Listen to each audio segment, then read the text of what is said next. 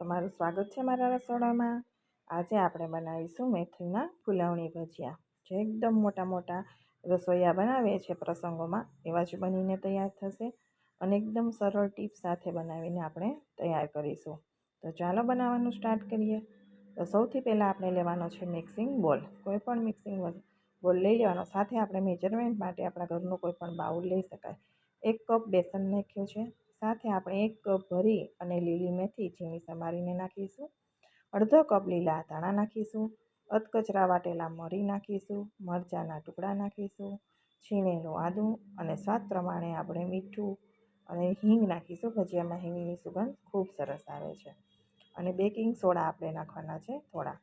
હવે આ બેટરમાં આપણે પાણીનો પણ ઉપયોગ નથી કરવાના, ના તો આપણે લીંબુ નાખવાના છીએ। આપણે ખાટી છાશથી લોટ બાંધીશું તો ભજીયા એકદમ સરસ પોચા જ બનશે અને ખૂબ સરસ જાળીદાર બનશે। બીજું કે જો તમને લીલું લસણ પસંદ હોય તો તમારે આમાં લીલું લસણ થોડું નાખી દેવાનું। તો અહીંયા આપણો ભજીયાના ગોટાનો લોટ છે એ થોડું બેટું છાશ આપણે નાખતી જવાની છે અને બાંધી દઈશું। વધારે પડતો ઘૂમેડીને મિક્સ કરવાનો નથી, હલકા હાથે લોટને રેડી કરવાનો છે। તો આપણો ભજીયાનો લોટ રેડી થઈ ગયો છે। આમાં લીંબુ કે કંઈ વસ્તુની જરૂર નથી। હવે આપણે ભજીયા પાડી દેવાના છે।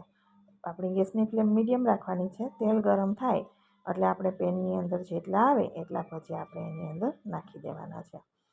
જો તેલ પ્રોપર ના આવેલું હોય, આ રીતે ભજીયું નાખી અને જો ફીણા ના વળે તો થોડું ભજીયું એક નાખીને ચેક કરી લેવાનું, વધારે ભજીયા અંદર નાખવાના નથી।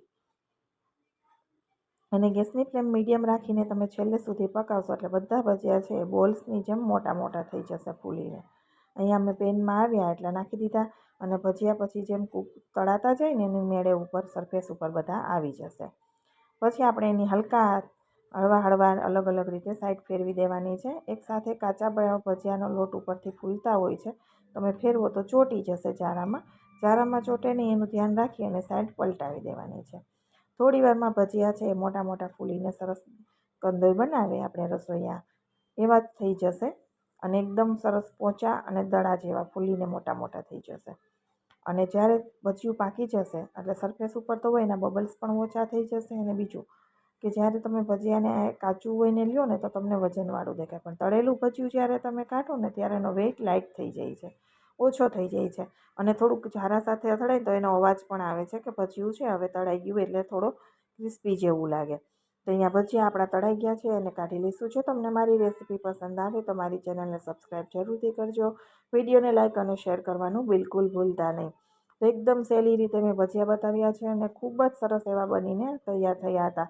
તો એકદમ પોચા રૂ જેવા જાળીદાર। તો એકવાર તમે આ રીતે ટ્રાય કરજો અને મને કોમેન્ટ બોક્સમાં પણ જણાવજો કે તમારા ભજીયા કેવી રીતે બન્યા છે।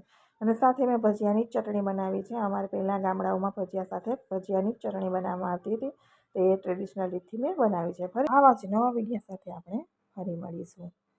તો મને કોમેન્ટ બોક્સમાં જણાવજો તમારા ભજીયા કેવા બન્યા છે। આવજો, બાય બાય, ટેક કેર।